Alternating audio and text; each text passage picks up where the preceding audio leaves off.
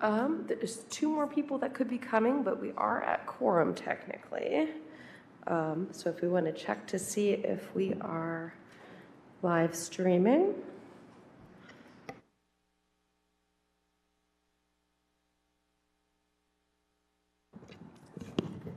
It appears the live stream is going right now. You're all set. And that's so loud. Facebook and YouTube, right? I see YouTube and I will check Facebook now. Okay, cool. And YouTube, right? Yep. Just heard myself. Okay. All right, then I would entertain a motion to approve the agenda. I move to approve the agenda as written. Do I hear a second? I will second. Okay, all in favor? Aye. Any opposed? Okay, the agenda has passed. And then we have the meeting minutes from April, and I would entertain a motion for that. I'll move to approve the minutes. Do I hear a second? I will second that as well. Okay, any discussion? Then all in favor? Aye. Aye, all right, unanimous. And let's also do roll call, so everyone just go in order and say your name.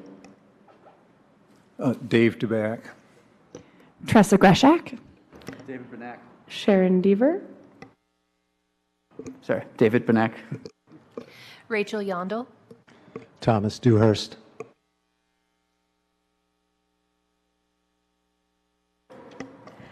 And since Justin isn't here, we don't have a city update this month.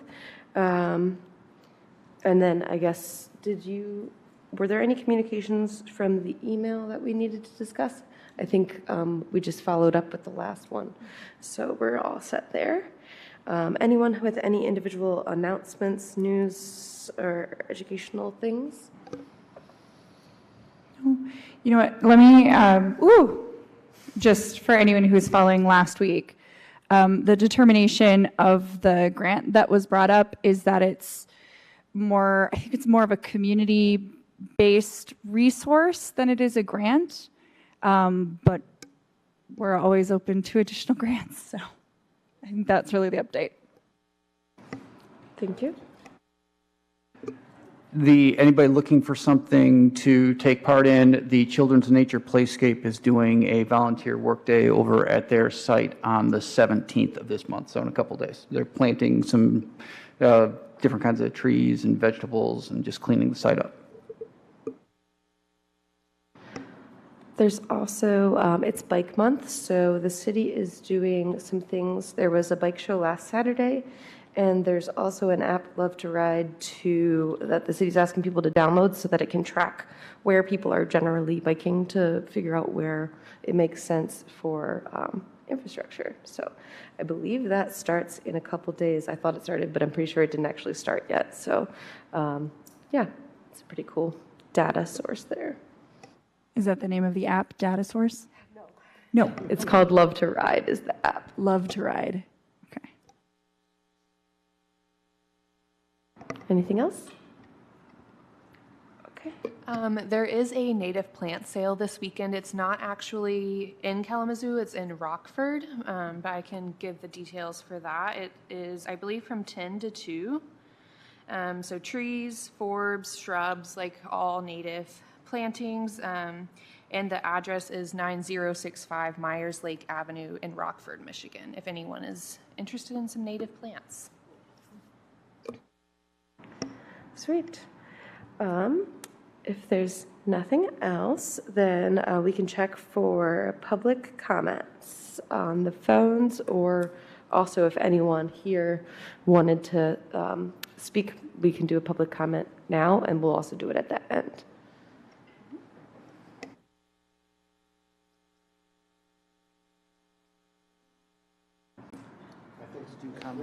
We have you, if you're our guest, we have you under new business, which is pretty much quick after this.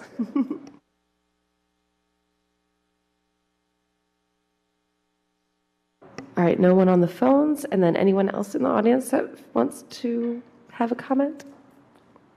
Okay. None right now, but again, we'll do that at the end as well. Moving on to new business, we do have a guest here from Urban Ashes. So if you want to do the intro. Yes, I would love to do the intro. As you know, I'm new to the tree committee, and I've been trying to educate myself on all matter of plantings and harvesting, and thought that the concept of tying this into the carbon footprint of the city of Kalamazoo is a priority. Obviously, that's one of the things Justin is doing. Trees are a huge, what would you say, tree sink for carbon, sequestration. And the trend is that many cities are looking at trees as a valuable asset for keeping that carbon sequestered. So my path led me to the city of Ann Arbor, and I talked to their urban forestry person. Then they have a brand new program where they are trying to harvest storm damaged trees and get those to be reused. And that involves, Paul can talk to us about that in much more detail. And their forester introduced me to Paul Hickman, the founder and CEO of Urban Ashes. He's also, I think, one of the founders of the Urban Wood Network, which is a huge, well, I shouldn't say huge, it's a network across the United States that involves municipalities, arborists, sawmills, suppliers, manufacturers, and Paul is one of the movers and shakers in that network as well. So Paul graciously agreed to come and talk to us and kind of tell us what his company does and how they got going. So Paul, thank you for being here.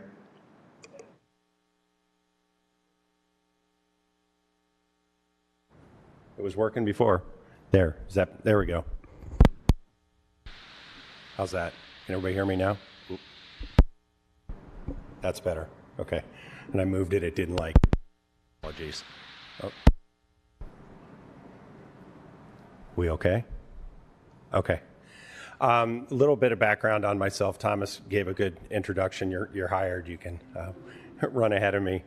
Going all the way back to like 2002, 2003 here in Southeast Michigan. Those who have been around this area since then are probably aware of the emerald ash borer. When that was identified in Canton, just east of Ann Arbor, it was the introduction of the EAB, or the emerald ash borer. The destruction that ensued from that was pretty daunting, and a group of us got together in 2003 to 2005 or so, put together a network of mills to try to utilize those trees when they came down beyond chipping them. And they weren't just chipping them like normal chips, they were actually doing them even smaller to make sure that it killed the beetles, so it really rendered them almost useless even as chips.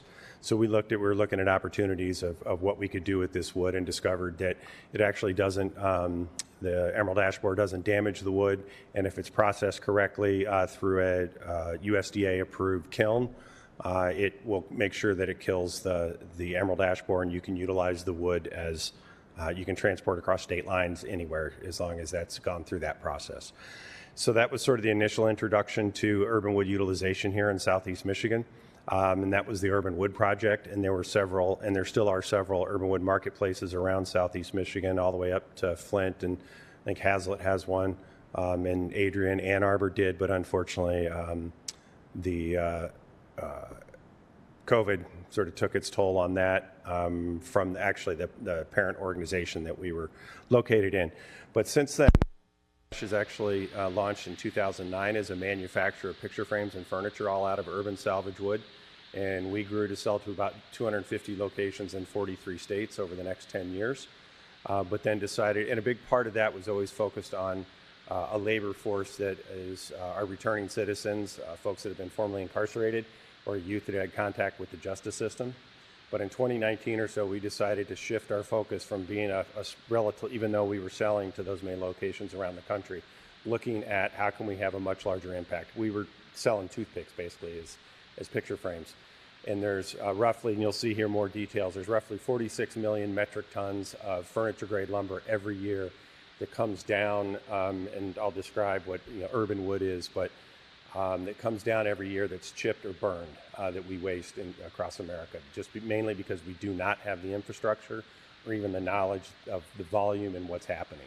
So that's really what I'm going to kind of touch on here, is sort of explain the volume that's there and the potential that's here for the city, whether it's Kalamazoo. And we have a gentleman from Portage who is fitting, because obviously what just happened last week in Portage. And the idea is to have infrastructure in place like this before, so you can, when things like this happen, we can address them. So our model is, we call it our circular urban wood trichotomy. And what that is pretty straightforward. It is it's a business framework for municipalities and local businesses that emphasizes sort of the triple bottom line business model. So it's a circular economy around urban wood utilization. But it's basically a municipal log recovery program. And Thomas used a word and I don't mean to correct you, but it's a dangerous word to use, saying harvesting, because it has a connotation that we're going to come in and harvest the city trees, and that's not what we're doing. Salvaging, recovering them, we're not taking trees down that are, the mantra is trees first, wood next. So be careful, and I know you had absolutely 100% good intentions, but be careful with that word, because people, rightfully so, are concerned about us coming in and taking down good trees just for their lumber. And so that leads me to what our circular wood economy focuses on in that triple bottom line is the social equity, environmental sustainability, and economic diversity. We bring that to the community, and it's all revolving around the utilization of the wood. So what is urban wood? The simple definition of urban wood is any wood that came from any tree that came down for any reason other than its wood value. Storm damage, blight-stricken, emerald ash borer, kill trees, even orchard trees that age out, that are no longer producing, that they're taking out to replant new trees for new fruit. New construction is another one that's a little lower on there, and we really try to encourage, obviously, leave as many trees as possible. You were talking about the water mains, where all the sycamores came down, and ideally we want to keep as many of those as possible. But some of those, if they do have to come down, what do we do with them? And so this provides opportunities beyond firewood and mulch. So I'm going to focus on Ann Arbor here, as far as what works, what we've established in Ann Arbor, some of the work we've done in Ann Arbor. This may be a little small on your screen up here, but Ann Arbor is obviously a little bit bigger than Kalamazoo, but put Kalamazoo and Portage together, they're about the same. So this is not, and obviously proximity, you got a very similar climate and everything. So Ann Arbor plants about 1,000 trees a year. They lose 600 trees a year on average, and so they feel like they're doing relatively well as far as planting. But what we discovered in doing a baseline life cycle assessment, that out of those trees that, well, I'm going to get into that in a minute, but out of those trees, those 600 trees that they lose, about 150 of them every year are 23 inches or greater, and the city doesn't have the capacity to chip those. They chip everything underneath that. The ones over 23 inches, they stockpile in a big biomass pile, and they bring in an outside contractor every 3 to 5 years to the tune of $25,000 to, I think, $35,000 a year to grind that up and make it go away. It's literally make it go away. They can't tell me even where it goes. They don't ask. And that's not an anomaly. That's pretty common practice in most cities. So you'll see that 450 of those are getting chipped up immediately, and 150 make it to the biomass pile, sit there and start decaying there, but then they're also chipped and go to another location. So at their existing process or their business as usual, you're looking at 100% underutilized, or they're losing roughly 1,100 metric tons of carbon. So wood, you talked about the carbon in wood. Dried wood, kiln-dried wood is 50% on average, 50% carbon by weight. So if I'm holding a 10-pound block of dried wood, 5 pounds of that is carbon. So there's quite a bit of carbon in wood. We're not talking when the tree's wet because the water doesn't have any of the carbon in there. It's all, once it's been dried, it's in the solid, the solid portions of the tree. And that equals roughly 4,000 metric tons of CO2 that's emitted from the decay of those trees. If it's burned, it's released right away.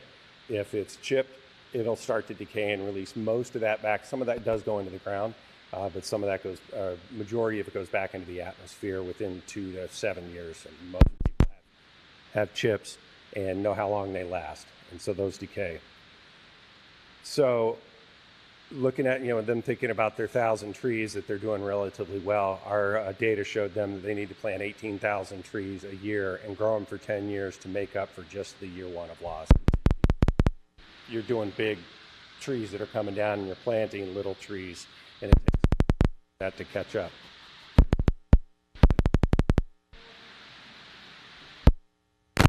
It's really sensitive. Is that better? Okay. I'll try not to touch even the podium. I'm not touching the mic. So obviously they weren't doing as well as they thought. And the idea is, okay, how do we recover some of this carbon, or not keep it sequestered, because it's already sequestered. How do we keep it sequestered, and how do we keep it from releasing the CO2 emissions?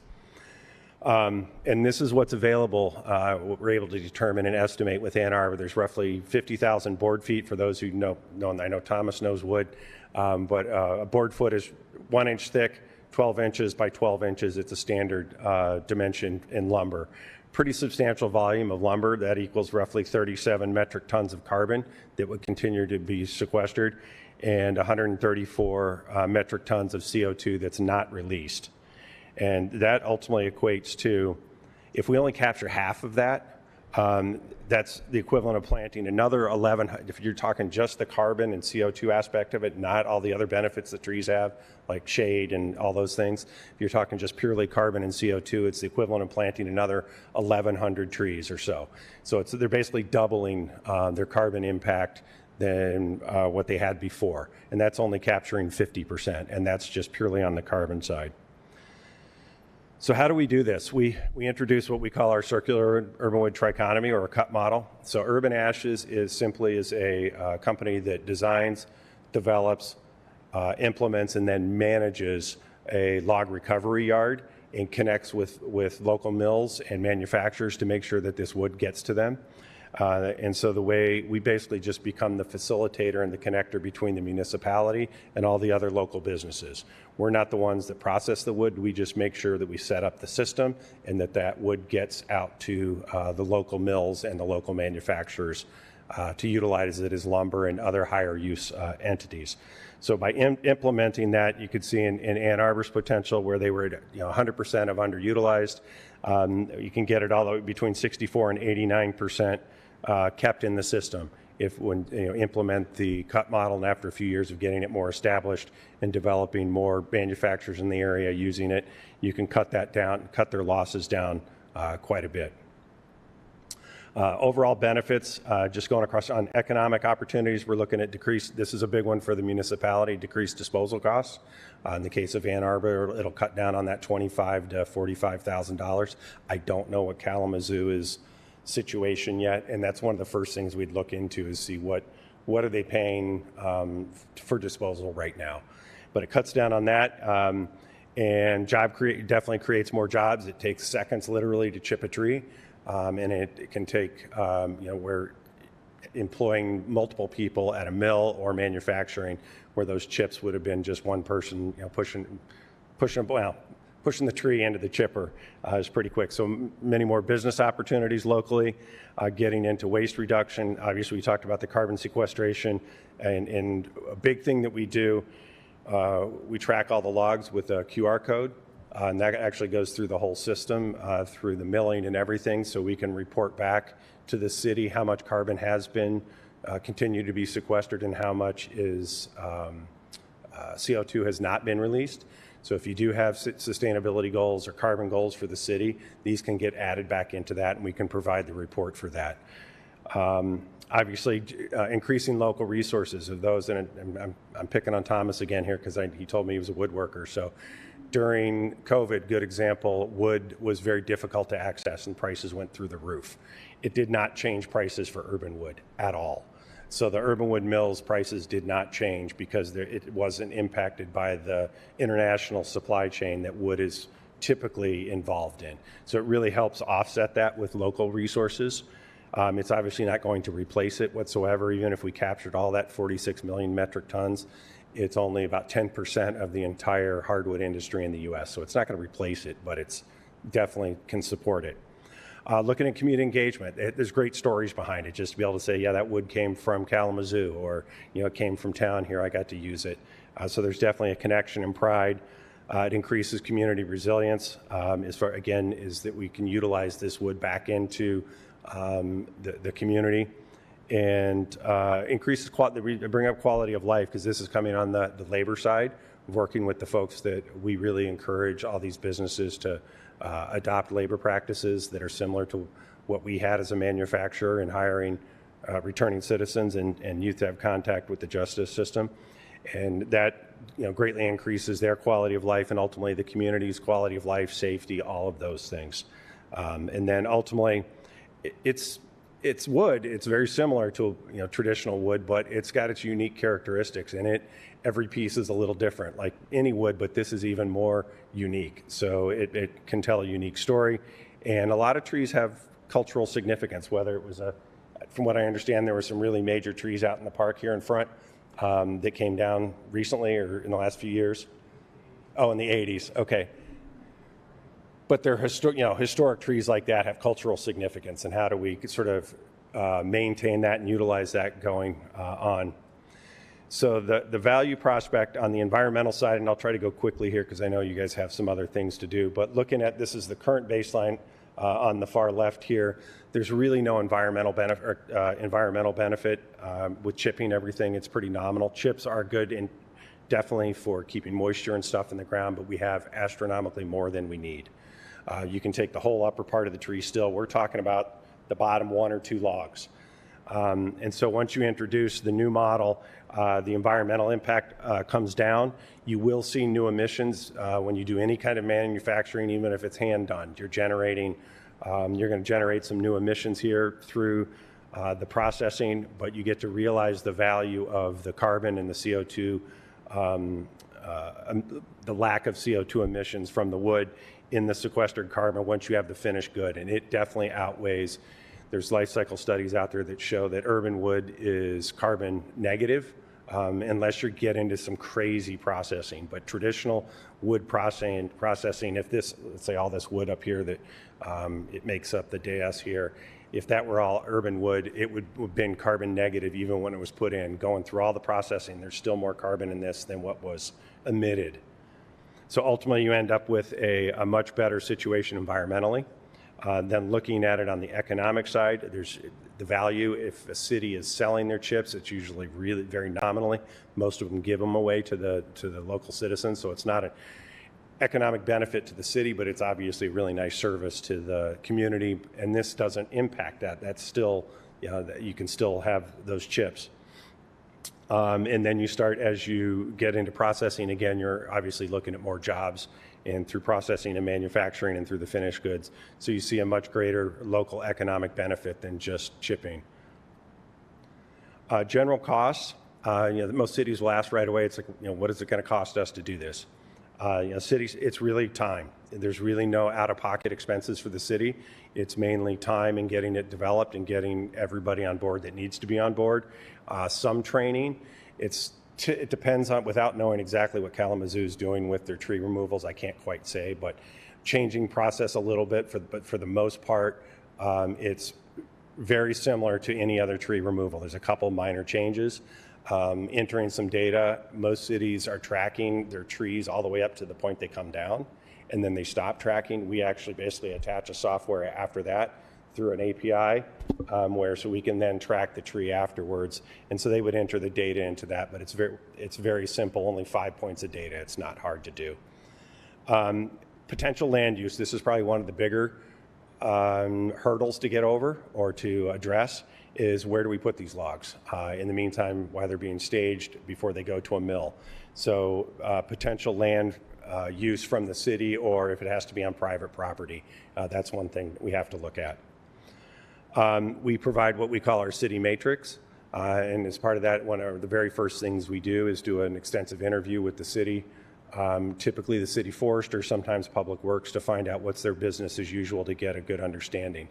And then we give them access to all the other cities that we have worked with and are currently working with, and all the other cities that actually have, there's about 5 major cities in the country that have pretty long-standing, really good track record with utilization.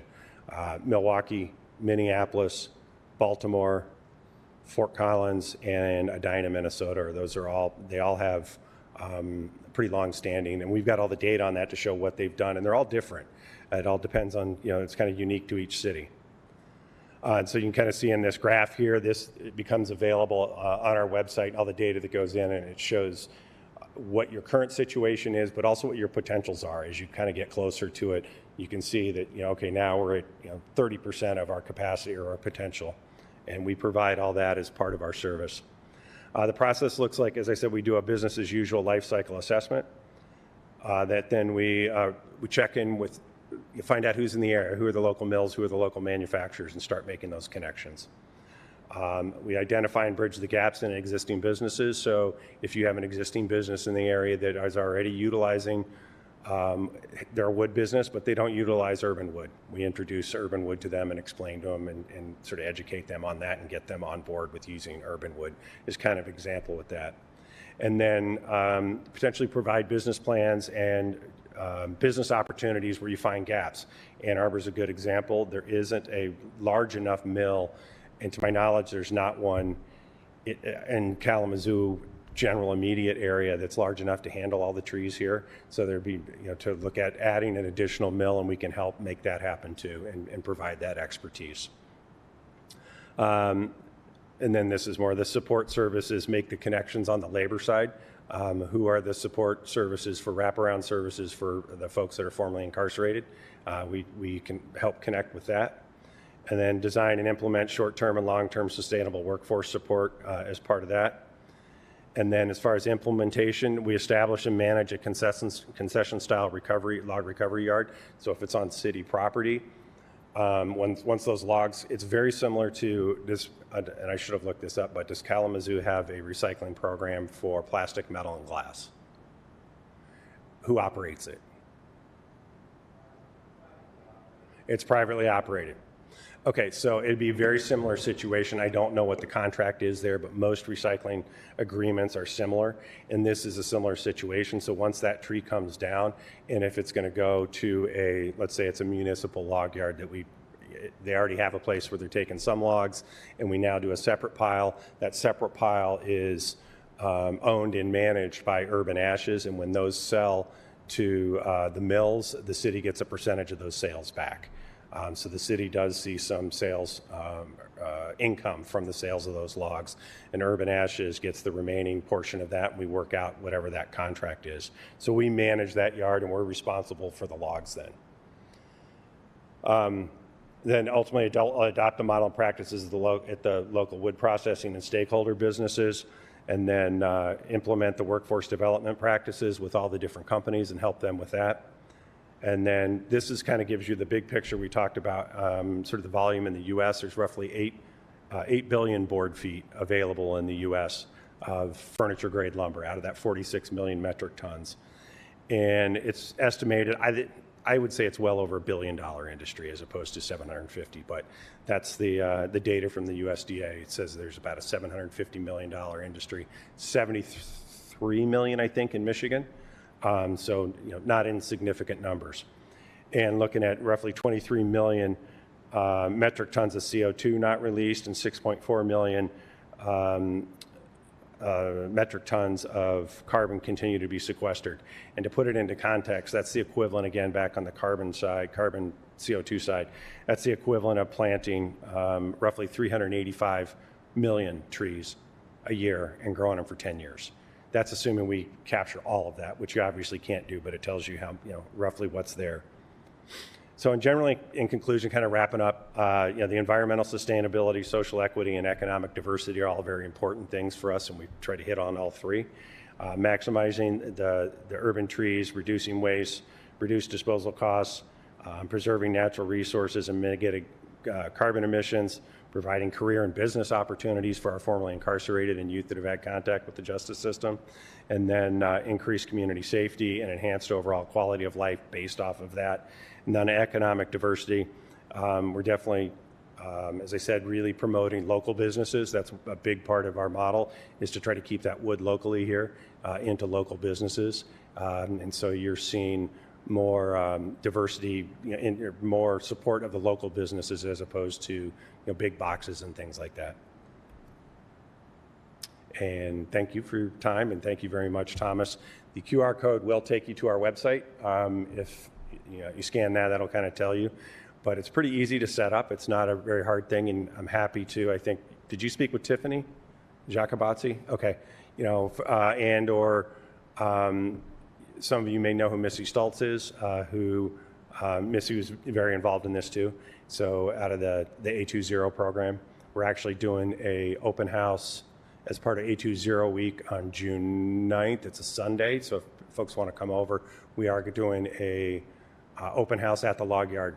I don't know if that makes sense. Open yard at the log yard, and talking and more about this and showing examples of the wood and various things. So if you want to come over, for that, I definitely recommend that. And you'll have a bunch of people from the city to be able to talk to, how did you do this? What were the hurdles? How did you get over them? How did you convince city council, the mayor, whatever? June 9th.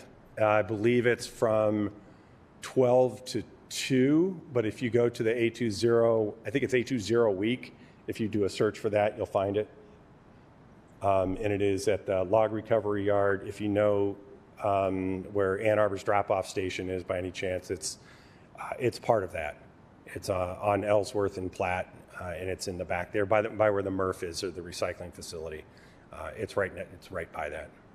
So, but I encourage Kalamazoo to consider it. I'm happy to talk. It's pretty straightforward. It's really not that difficult to do. Once we get enough people on board and they can talk to some others that have done this and realize it's not that hard. We being Urban Ashes, really try to take the brunt of all the unknowns. And I've been doing this, me particularly, for 26 years. And I understand urban wood and the challenges and the unique characteristics that are out there. It is a chaotic supply chain, but if you understand it, know it, you can wrangle it, so to speak. Yeah, we definitely have time for questions. Also, I have one. Yeah. I was curious if you have an idea of what the smaller end of cities that you've worked with versus bigger end, what that range is. We haven't gone, we've done, I'm trying to think on what's the smallest we've gone so far, because you guys are at roughly, and population isn't always a good analogy because we're talking trees, not people. And I don't know what the volume of tree, what the tree canopy. Do you guys have a tree inventory? We just had that completed a couple years ago. With Davey. Mm-hmm. You have a tree plotter inventory. Okay. I forget what the volume is. You guys are definitely high enough, but I would recommend, even with Ann Arbor, what we'll typically do is we'll start with whatever city in that immediate area or county has the greatest capacity. And in that case, Ann Arbor definitely did, because they're the only one in Washtenaw County, including the county, that has a forester.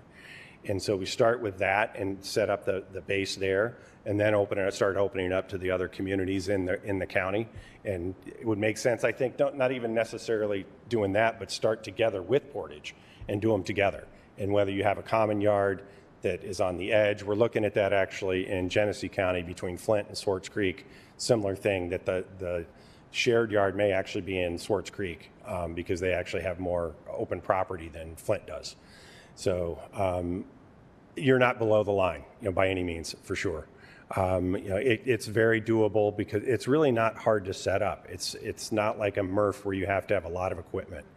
I don't know. We'd have to look and see what kind of equipment the city's using to remove trees and whether or not they have the capacity to keep them 8 to 10 feet in length. That's a big challenge right there, potentially. I don't know if anybody, if that answered your question. Out of curiosity, do any of these other cities actually do the milling themselves? Have they bought Baltimore into- does. Baltimore's the only one of size that I know of that does.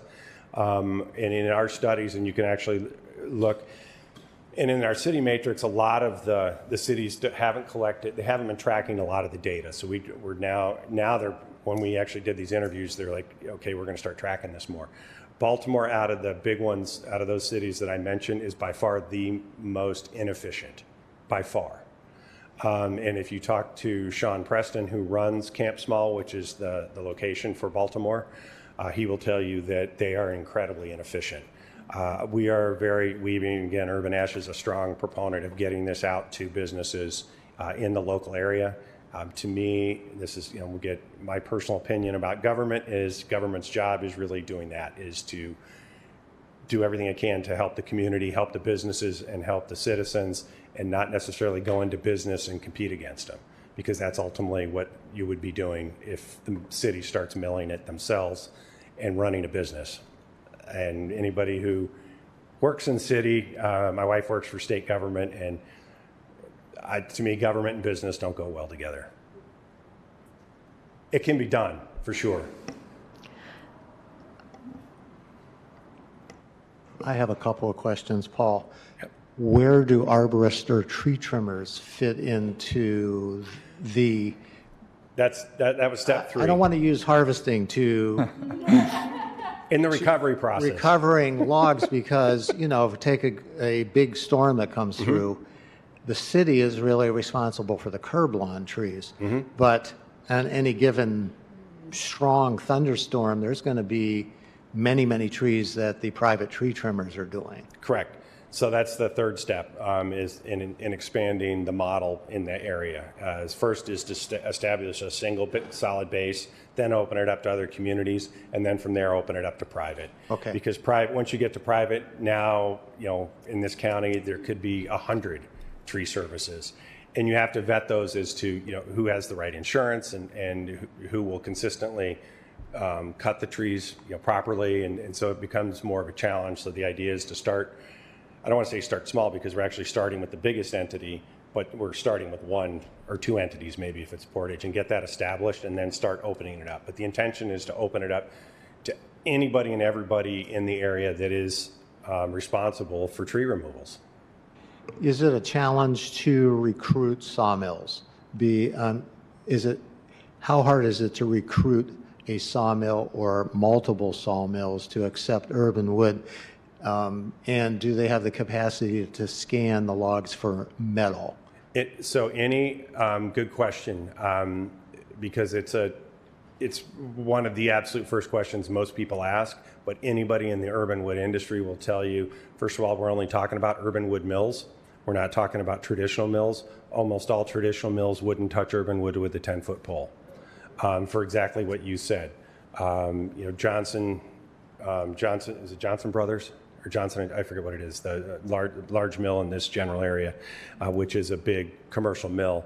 They scan their logs and they kick out anything that has metal in it, and then the urban mills come get it, or they'll buy it for pennies or cheaper on a discount. So back to your question, any urban mill, anybody that has gone into urban milling, if they haven't brought in a scanner from day one, they're not going to last very long.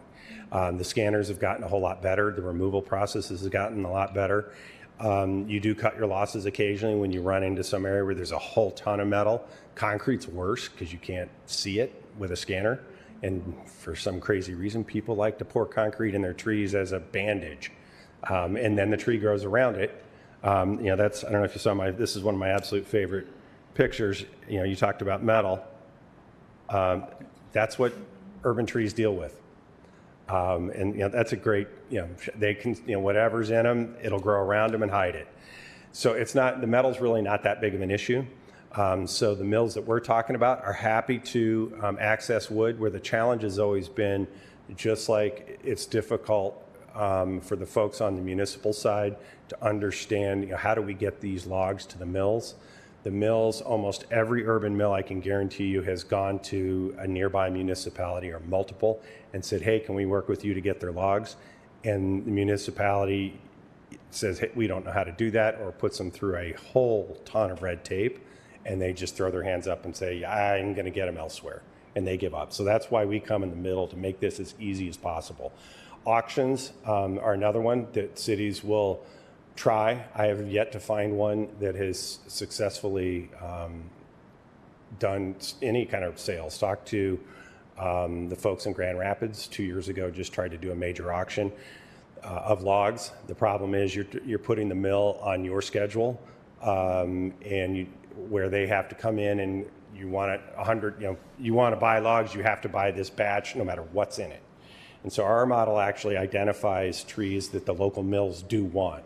And that's going to go up and down. There's certain times where, certain trees, we just, even though it's a nice big tree, there's not a market for it. But part of our challenge on our side is to grow those markets. And so to help those mills have more markets, to utilize those. Cottonwood is a big one. For those who know cottonwood, it is not a great wood as far as wood goes. And it's very hard to dry. But it's great for pallet wood because you actually don't have to dry it. You can do it as kiln. And there's a lot of mills, even right over in Potterville and several other mills, that's all they do is cut cottonwood for pallets because they don't kiln dry it. And it's perfect for that. It's relatively lightweight. It's strong enough to function as pallet wood. We're working really hard on going after Tree of Heaven. Tree of Heaven's actually pretty damn nice wood. Most people don't realize it, and it doesn't smell any. For those who know Tree of Heaven, it doesn't smell anymore after it's kiln dried. And most people are like, ooh, it stinks, and it's very invasive, obviously. But it's a pretty nice wood. It looks like a blonde ash or a really blonde oak. So under a finish, most people would think it's an oak. So our whole thing is about also, developing markets to go after black locust, which is banned in the state of Michigan. But it's invasive. It's considered invasive by DNR, and they go after it, but it's one of the best hardwoods in North America. Any other questions? Do you, by chance, Jamie, have any point of view from the city of what currently goes on? It's totally fair if you don't, but I just figured I'd try. I have taken a bunch of notes, and I know Justin is watching. He's at a conference right now, but has been watching because he has been working very closely with public services. We do have a forester here at the city of Kalamazoo and a forestry department, if you will, or division, who maintains trees within our public right-of-way. I don't really want to speak to exactly how they maintain and do their work. I can't really speak to equipment or anything like that. The city of Kalamazoo, though, we do maintain a compost facility where we currently keep and process a lot of our materials, but I don't really know exactly the details of what gets chipped, what happens to larger wood, and how we process that. I know we have recently, there has been burning done in the past, and that has been a practice we've changed recently. I think there has been burning that's been done in the past, and that's been changed recently, so I don't know exactly what the new management plans are, but I'm sure there are certainly staff would be really open to this kind of conversation because I've had some conversations in the past with our public services staff who have asked the same sort of thing, again, sometimes how do we use this many wood chips? What should we be doing with them? How can we get them out to neighborhoods? Hey, we drop off these piles. They don't get picked up. How do we make sure they're not a nuisance in the neighborhood? Right. There's all sorts of considerations. And so I can't really speak to exactly the process, but this is certainly a great spot We can for us find to out start. real quickly. Exactly. Yep. I mean, that's what our whole intake interview is about. It takes half hour to 45 minutes, and we can get most. And if they don't have that information, they can often find it pretty quickly. And I just remembered this. You also have I would argue one of the biggest, I can't call her a grandmother of urban wood utilization because she's only, I don't know how old Jessica is. For those who know Jessica Simons, Jessica is very responsible for the Urban Wood Project and the creation of the Urban Wood Network, and a really good close friend. It was Jessica, myself, and 2 other folks that started the Urban Wood Project, and you got her here at the Nature Center. And so I'm sure Jessica would bring it, her energy as well as maybe the Nature Center's energy to help out in this as well. Yeah, she's a monster in this in a good way. I'm not going to let her out, even though she tried to get out a few years ago. I missed, what's her last name, Paul? Simons, Simons. I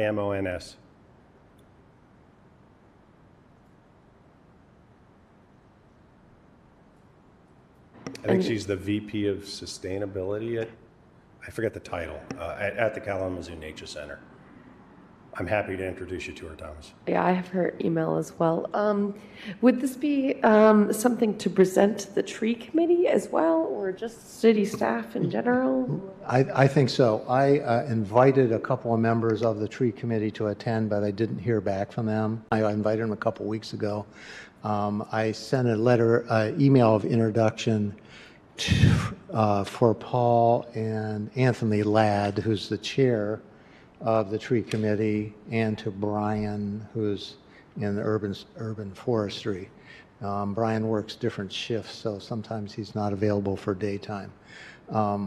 I think it would be great to have that conversation with the tree committee, because they're obviously going to be the ones that would work with Paul and have an interview and say, well, here's what we do now, and hopefully Paul could have a better understanding of what the status quo is, and then kind of figure out what it would cost to do it. Obviously, it's a commitment, and it would require staff time. Of that, I am sure. Yeah, ideally, what we try to do is, if we can, whether you guys, I think you got some IRA funding for the tree side, and if there's something that can be peeled off for that to help get this set up to cover your staff time, is one way, or going after some state grants. There are several state grants that we've tied into before with Eagle and with Urban Forestry Department to be able to just to help offset the cost for setup.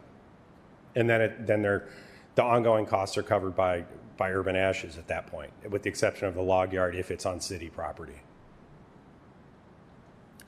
I just wanted to make one more comment that I did hear from Justin, that we do clearly have this presentation recorded now that we have the YouTube live stream. And so he was going to be sharing this video with some staff. I think both from the public services side of things, we can definitely think about tree committee as well, but then also in maybe some of our workforce development and shared prosperity teams. Yeah. So I think that he's certainly going to be thinking about how to pull a team together to try to get some of those conversations going, but would certainly welcome some of these other connections. Okay. And I like the suggestion about Jessica as well. So okay. It's good to know her connection. And then as far as in the city here, is there a sustainability office, or are you all sort of functioning as that? So that is the person I referenced, Justin Gish, who's usually sitting in this chair. Okay. He's our sustainability planner, and so I thought that's the ideal one to have. That's who you want to have. That's sort of his job, is convening all of those different folks to bring them together under this umbrella. They're probably right underneath the mayor or city council, and that's usually kind of sitting at the top because they do work in so many different departments. So that's the perfect one to get involved. I wanted to thank Paul for his willingness to, jump in a car that has now broken down. His all-electric vehicle is now 3-month-old all-electric vehicle at Stadium Drive being fixed, and we hope he can get home tonight. If not, I guess we're visiting all the bars up and down, right? Yeah, if you see my or looking at trees. What's that? Or looking at trees. Yeah, looking at trees. Yeah. No, we think it was a software issue, actually, not an electrical battery thing. So it could be any new car now with all the software and everything that's in them. So, any other questions? And I'm happy to, you can get my phone number, and the email was at the end there too. and my phone number. If you want to reach out to me and have any questions, please do. But I look forward to hearing back from you and moving forward. And definitely, you've got an immediate issue in Portage, and I definitely would like to follow up with you on that, because I hate to see, the tornado itself is horrendous, and then seeing all the the devastation and those resources then get destroyed afterwards is just salt on the wound to me. So, if we can repurpose it back in the community, lessens it a little bit. So, all right, thank you very much. Thank you so much.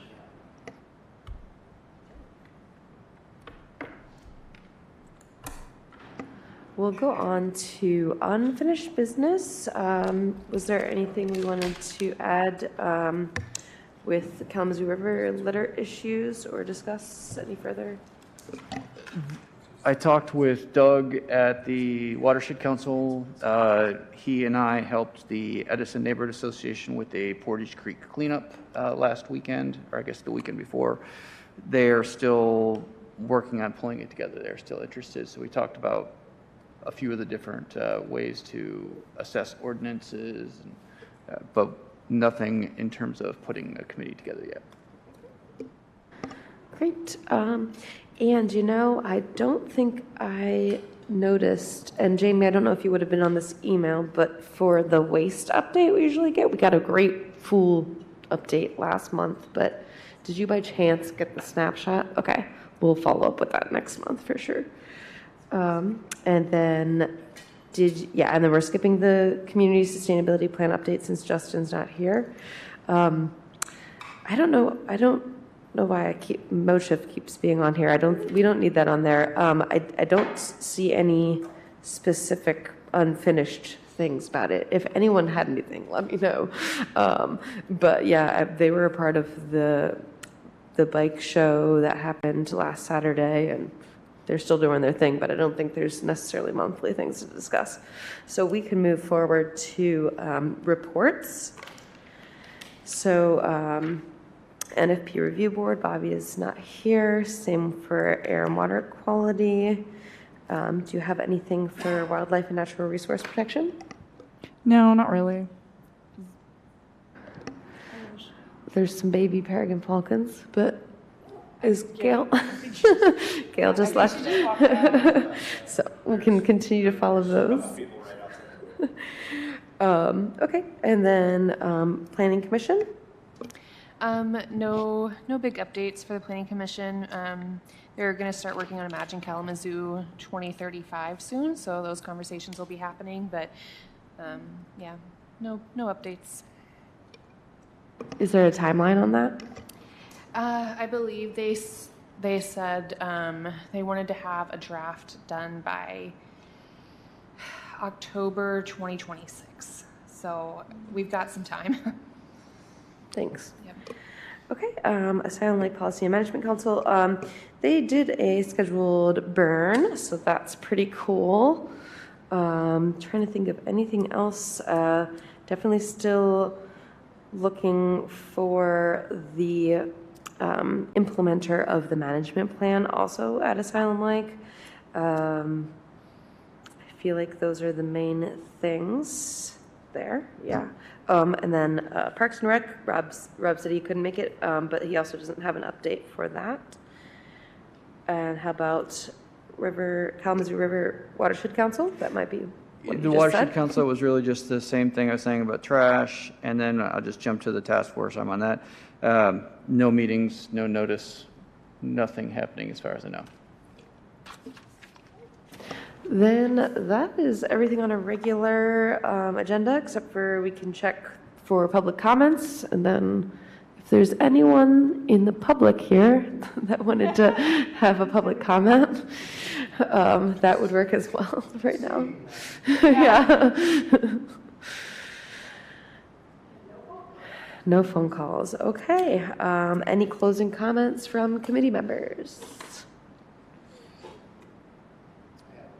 One, if anybody could sit in for me on the tree committee the first Tuesday, June 2nd, Sometimes they struggle to get a quorum, and I have work out of town scheduled.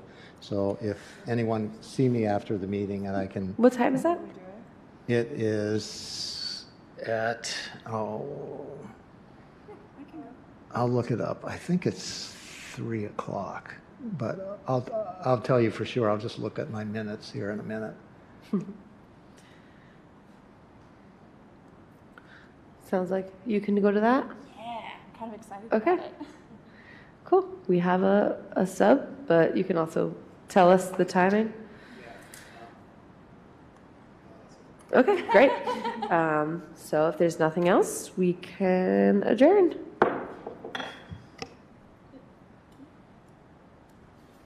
said it was from 2 or? Okay. That was easy. I had a lot more questions for that guy, but nothing that, I mean, why take up the time? Oh my God, the idea of that. So, and I wanted to ask him what Tom did about the stuff that's in these trees, because I've got trees over the years that I've tried to get somebody to mill them in, and if there's any chance of stuff in them, most guys won't take them. But that's been quite a while, and I know that they were making advances in detecting that will instantly stop the cell as soon as it detects it, even if they missed it, doing the original scan. So that's cool. That's really good. And then the whole criminal justice aspect of it, I'm going to contact him about that. I'd like to know more about that.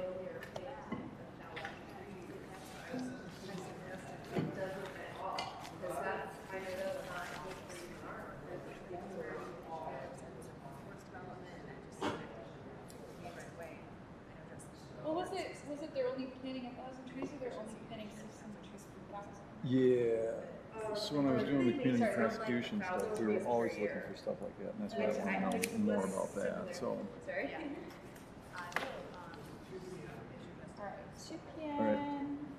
Cool.